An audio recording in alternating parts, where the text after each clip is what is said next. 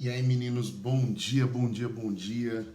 Espero que estejam bem, espero que estejam tranquilos. Mais uma vez, nesse retorno da gente, do recesso. Mais uma vez aqui, é um prazer, pelo menos por aqui, ter um contato com vocês, né?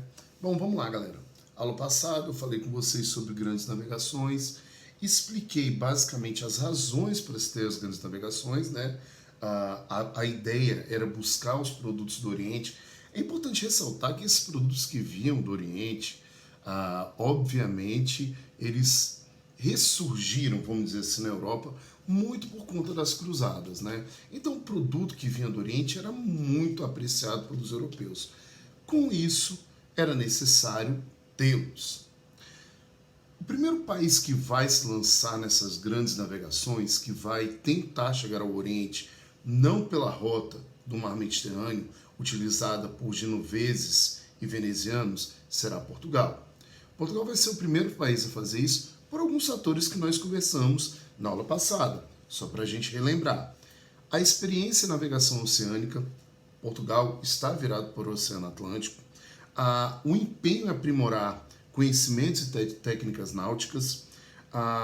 Outro fator que foi extremamente importante foi uma monarquia centralizada e consolidada dentro de Portugal. Isso justamente após a Revolução de Avis. Isso fez com que Portugal fosse o primeiro país a se lançar ao mar pelo Oceano Atlântico em busca de especiarias. Vimos que, pela cronologia, que isso foi muito demorado, isso não foi tão rápido, não foi uma coisa tão simples. Começou lá em 1419, quando eles chegaram à Ilha da Madeira. Cheguei a mostrar para vocês lá no mapinha bonitinho, isso daí. Em 1453, atingiram a Ilha de Arguim, junto ao Rio do Ouro, e no ano seguinte, o Rio Senegal. É quando justamente eles vão criar a primeira feitoria, né? Basicamente, a feitoria é um entreposto administrativo e comercial de Portugal em terras além mar. Eles vão abrir feitorias também no Brasil. A principal delas era a do pau-brasil, aqui no nosso país. Em 1456, eles chegam à Ilha de Cabo Verde, né? A Ilha de Cabo Verde, ela está bem ali no meio do Oceano Atlântico, ali, está um pouco próximo da costa africana, mas não tão próximo a ela, certo? E ali eles basicamente vão começar os primeiros engenhos de produção de açúcar. Não se esqueçam, o açúcar era um produto extremamente raro, né, na Europa e, portanto, era valioso. Como eu falei para vocês, adoçavam geralmente com mel ou então com açúcar de beterraba, que não chegava nem perto do açúcar, de cana, né? Então, ali também eles começam os primeiros engenhos de açúcar e também a utilização da mão de obra escrava africana. Isso, de alguma maneira, vai influenciar muito o nosso país. Bom, aí em 1482, eles vão erguer o castelo de São João da Mina e eles chegam à foz do rio Zaire, vão descendo a costa africana, certo? E iniciando a exploração do Congo. Ali, basicamente, estabeleceu um monopólio sobre as transações com ouro na África. Ali começa o processo de domínio, principalmente domínio sobre o continente africano, certo? Aí, em 1488 é quando Bartolomeu Dias passa pelo Cabo das Tormentas, né, situado lá no extremo sul da África, hoje Cabo da Boa Esperança, mudaram o nome até para evitar que as pessoas tivessem medo de ir para esse local. Em 1498, Vasco da Gama é o primeiro a chegar ao Oriente, né, em 1498 ele chega à Índia e levou, né, uma quantidade significativa de especiarias do local. O lucro foi excepcional. Muitos se perguntam, né, será que valia a pena fazer essas viagens? Será que valia a pena tudo isso? Bom, aula passada eu falei para vocês, né? Muito dessas viagens valiam a pena, por quê? Por conta da invenção da imprensa. Muitas pessoas, os textos que descreviam essas viagens, geralmente incentivavam as pessoas a se aventurarem em busca de riqueza, fama e glória, né? Como eu falei, muitos deles morreram podres de rico. Um grande exemplo, Cristóvão Colombo. Então, faziam isso. Então, além da questão, obviamente, da fama e da glória, eu também tinha riqueza. Como eu falei para vocês, a viagem de Pedro Álvares Cabral gerou um lucro por volta de mais de 300%. A de Pedro Álvares Cabral não, foi mal, de Vasco da Gama. Gerou um lucro de mais de 300%. Olha o quão valioso foi essa viagem, o quão rentável foi essa viagem. Bom, a partir daí, Portugal passou a ser um país que vai se tornar um dos maiores do mundo, né? Um dos maiores do mundo não, mas o maior da Europa, né? Porque ele passou a ter o controle de um comércio de especiarias, passou a ter um controle de um comércio escravista, passou a ter um controle de um comércio de açúcar, se não um controle, mas uma participação efetiva em todas essas empreitadas de Portugal. Em 1500, mais uma vez, enviam a tropa às Índias. E aí, essa comandada por Pedro Álvares Cabral, que chegou onde hoje é Porto Seguro, né, em 22 de abril daquele ano, de 1500. É interessante saber, tá, galera? Hoje se tem a certeza que eles já sabiam de terras brasileiras. E eu vou tentar explicar o porquê que aconteciam isso. Se vocês repararem, Portugal sempre viajou navegando pela costa africana, muito próximo à costa africana, né? As caravelas, como nós falamos na aula passada, elas eram embarcações que eram ágeis, mas para enfrentar um mar aberto era bem complicado. Então, não era tão simples você enfrentar toda essa diversidade. Como nós falamos, eu falei para vocês, muitas embarcações sumiam, eles acreditavam que eram seres marinhos, né, gigantes, caíam, né, da beira da terra, né, porque a terra era em formato de pizza, acreditavam, sei lá, em casos como o de Adamastor, que eu citei, de Camões, que existia um titã que destruía os navios, mas muito problema é que muitos navios perdiam no Oceano Atlântico. Era conhecido, como eu disse, como Mar Tenebroso. Então era muito difícil navegar ali. E o que aconteceu? Ali na região, se vocês pegarem o livro de vocês, na página 271, vocês vão perceber bem isso. As viagens, né, de Pedro Álvares Cabral e a viagem também de Vasco da Gama. A partir daí você começa a ter uma certa noção das coisas. Se vocês observarem, a viagem de Vasco da Gama, repetindo, página 271, a viagem de Vasco da Gama, ela é uma viagem que ela sai, ela procura se afastar da costa africana, principalmente na parte que eu estou falando que vai ali do São Jorge da Mina, vou botar ali, da região da Guiné até a região saindo ali pelo Congo. Ele vai se afastando. Por quê?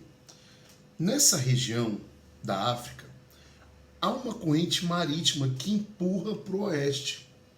Então, o que acontecia? Muitos navios que navegavam muito próximo ali à costa acabavam sendo empurrados por essa corrente marítima e muitos navios se perdiam ali. Então, o que muitos navegadores começaram a fazer? Até antes de Vasco da Gama, tá? É importante ressaltar isso. Bartolomeu Dias também vai fazer um trajeto parecido. Eles começaram a embarrigar a viagem. Ao invés de navegar pela costa, eles começaram a abrir o caminho para conseguir atravessar o Cabo da Boa Esperança. Porque se você navegasse pelo Cabo da Boa Esperança, os navios acabavam arrebentando nas pedras, que eram muitas e muito altas, e uma corrente marítima muito forte, principalmente que vinha da região da Antártida, do Polo Sul. Então tem uma corrente marítima, muito vento, muito frio, muito difícil de navegar. Então eles embarrigavam isso, saíam dessas pedras e conseguiam passar. Quem fez isso primeiro, como eu falei, foi Bartolomeu Dias. E com o passar dos anos, muitos começaram a fazer esse tipo de viagem, né, embarrigar. O que acontecia, galera? quanto mais eles navegavam e se afastavam da costa, da costa africana, e iam para o oeste, fugindo dessa corrente marítima, mais eles percebiam que tinham terras para o lado de cá. Por isso que Cabral sabia da existência do Brasil. Ele tinha consciência que tinha tinha terras do lado oeste. Tanto que qual foi a desculpa que Cabral utilizou para chegar ao Brasil? Não, um vento, a corrente marítima me trouxe aqui. E qual era o grande objetivo da viagem de Cabral? Era ir para as Índias. Tanto que vocês observaram lá na página 271, ele vai para as Índias e volta. Portanto, o objetivo não era, de fato, tomar o Brasil, era ir às Índias, mas já com aquele negócio, não, ó, se liga que tem terra para lá. E a gente vai ver como é que Portugal já tinha conhecimento disso, tá? Eu tenho várias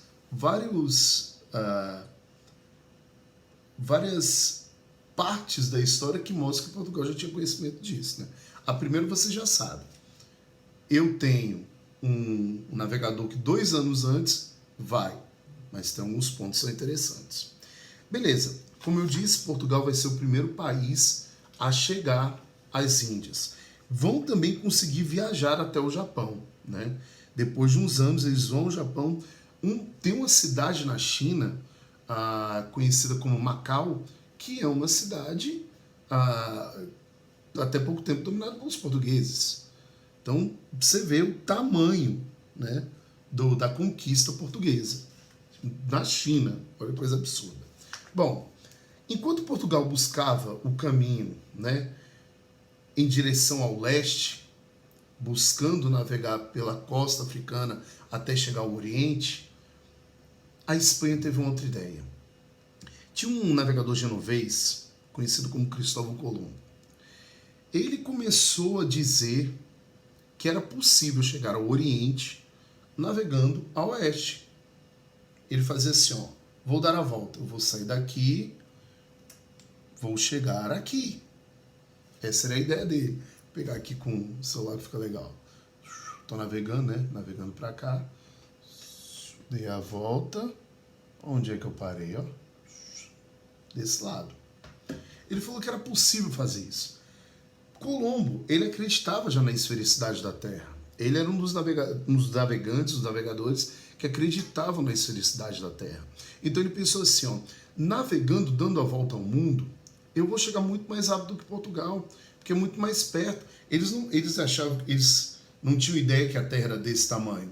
Eles achavam que a Terra era desse tamanho. Então a volta vai ser rápida, não vai ser um voltão cabuloso. Não, volta rápida, muito rapidinho. Vou chegar mais rápido do que Portugal. Os reis espanhóis, em 1492, o rei espanhol Fernando e a rainha Isabel, é interessante a gente ver a importância desses reis, né, os chamados reis católicos, né, da Espanha, aprovaram esse ousado projeto do Colombo e financiaram isso. Vamos lá, vamos tentar. É interessante que o Colombo ele partiu, né, com 3 caravelas, a Santa Maria, a Pinta e a Ninha. E durante a viagem ele contou com ventos favoráveis, conseguiu, né, ele não teve muito problema, ele não navegou com muita dificuldade, mas a viagem demorou um pouquinho. E aí, bem mais do que ele imaginava. E faltando já alimento, né, como eu falei, um dos problemas era o escorbuto, né, da galera que navegava, começou a faltar muita coisa, já começou a ter problema. Só que aí, em outubro de 1492, Cristóvão Colombo desembarcou onde hoje é San Salvador, ali onde é próximo ali a Cuba, próximo ao México já também, de alguma maneira próximo ao México. E quando ele chegou na América Central, né? Quando ele chegou, ele jurava que tinha chegado às Índias. Por isso que chamou o povo daqui de índio, né? Por isso, até então, aqui os nativos da América eram conhecidos como índios. Foi dado o nome por Colombo, que ele jurava que tinha chegado às Índias, né? Não sabia que tinha chegado a um local que não era as Índias. E esse erro é corrigido hoje, né? Hoje o correto é se falar indígena e não mais índios, né? O termo hoje é indígena porque o indígena é o que está dentro da terra, o alienígena é o que está fora. Indígena dentro, alienígena fora. Por isso, correto é falar que é povos indígenas. Quando vocês chegarem na segunda etapa do PAS, vocês vão ver que tem um youtuber indígena que explica muito bem isso.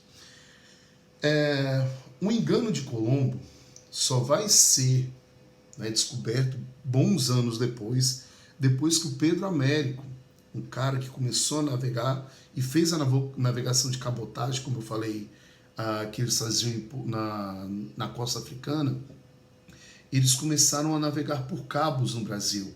E Pedro Américo foi descendo, chegou até depois se não me engano, ele passou a Porto Seguro e tudo, e aí ele falou, bom, isso não se trata das Índias, isso daqui é um continente, e aí por isso que se chama continente americano, em homenagem a Pedro Américo não, querido, tô maluco, Pedro Américo não, Américo Vespúcio, por isso que a América tem esse nome. Pedro Américo é o criador, olha, estou confundindo.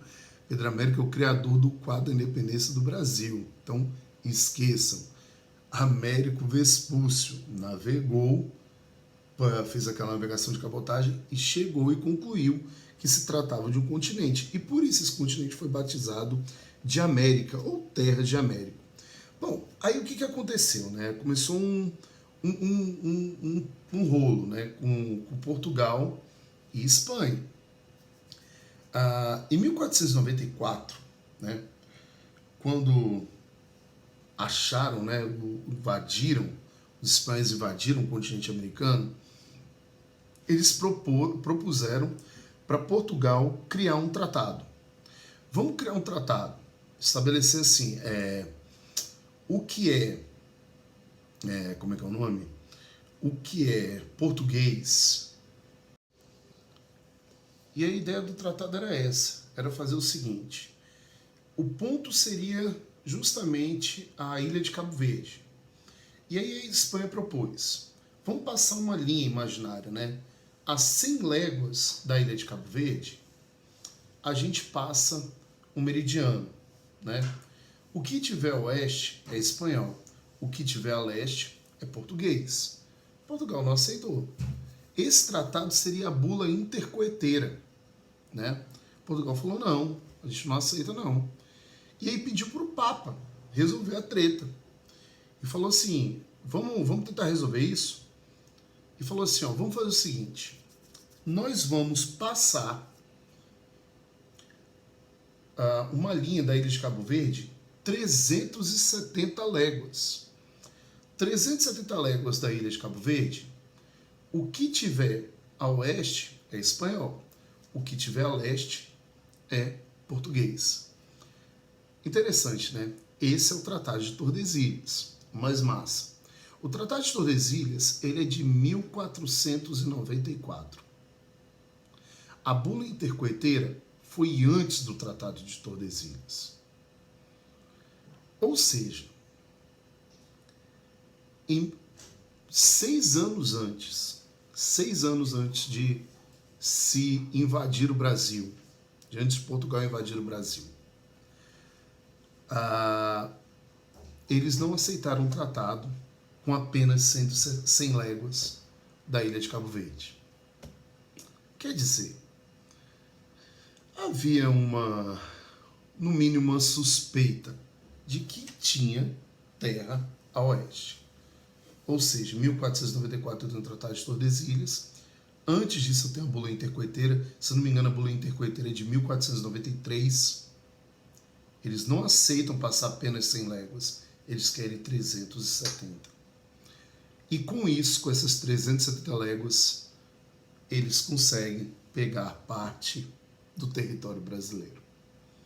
Ou seja, já tinha uma noçãozinha, né? E os espanhóis continuaram fazendo suas navegações. As mais interessantes para nós, né? E umas para o mundo e outras para nós. Em 1500, né, Vicente Yanes Pinzon, ele vai chegar à foz do Rio Amazonas. e batizou o local de Mare Dulce, né? Ou o Mar Doce. Ou seja, no mesmo ano que Pedro Álvares Cabral chega a Porto Seguro, um espanhol, um membro, né, viajando pela bandeira espanhola, chegou à Foz do Rio Amazonas, né? Então, ali você já percebe que tinha esse conhecimento já de territórios para cá. 1513, Vasco Balboa vai ser o primeiro a alcançar o Oceano Pacífico, né? Quando ele chegou lá, ele navegando pelo Oceano Atlântico, aquele negócio todo, aquele mar tenebroso, quando ele passou pro oceano, passou ali pelo Oceano Pacífico, ele disse, nossa, que lugar pacífico, né? Coisa interessante. E aí ficou o Oceano Pacífico. E aí, por último, 1519 até 1522, a gente tem literalmente a comprovação de que a Terra é redonda. Foi justamente Fernão de Magalhães. Fernão de Magalhães, que era um navegador português, mas navegando pela Espanha, ele desceu todo o Brasil ali, passou pela Argentina, chegou num lugar que era justamente um ponto ali que dá uma divisãozinha lá no final da América do Sul, que dá uma divisãozinha na Argentina e no Chile, que recebeu o nome de Estreito de Magalhães em homenagem a esse navegador. Ele vai e atravessa para o Oceano Pacífico. Chega, para vocês terem ideia, chega à Índia, navegando por esse caminho. Só que aí ele morre, acaba morrendo nessa viagem, justamente, se eu não me engano, até em batalhas contra indianos, e Sebastião de Elcano completa essa viagem, comprovando assim, então, a esfericidade da Terra. Bom, galera, então é isso. Vocês percebam como essas navegações acabam influenciando até na nossa própria história, a maneira como nós chamávamos os nossos indígenas. O nome do nosso continente é relacionado a um navegador, no caso, Américo Vespúcio. Temos o Estreito de Magalhães na América do Sul, em homenagem a Fernão de Magalhães, e a importância desses caras até para garantir, comprovar a esfericidade da Terra. A partir daí, não tem mais discussão. Os caras falaram, fizeram o relato da viagem e estabeleceram e mostraram que era possível, sim, dar a volta ao mundo navegando a oeste, né? Então perceba a importância disso daí e o quanto isso era grandioso, né? Bom, meninos, próximas aulas a gente vai falar um pouquinho sobre navegações inglesas, francesas e holandesas e também quais foram as mudanças que ocorreram após as grandes navegações. Eu vou falar uma frase que é muito interessante, que era do rei francês, né, que ele dizia assim: desconheço a cláusula do testamento de Adão que dividiu o mundo entre Portugal e Espanha. Ou seja, ele está criticando justamente a divisão do Tratado de Tordesilhas. E uma coisa fica evidente, ninguém vai respeitar. Um grande exemplo, Estados Unidos fala inglês, Canadá fala francês e inglês. Então, não houve muito respeito sobre isso. Portugal e Espanha acabavam respeitando esse tratado? Próxima aula a gente vê isso, tá bom? Um beijo, meninos, e até a próxima aula. Tem dever para ser feito, viu, galera? Então, vou colocar lá para vocês fazerem. Beijo, tchau, tchau.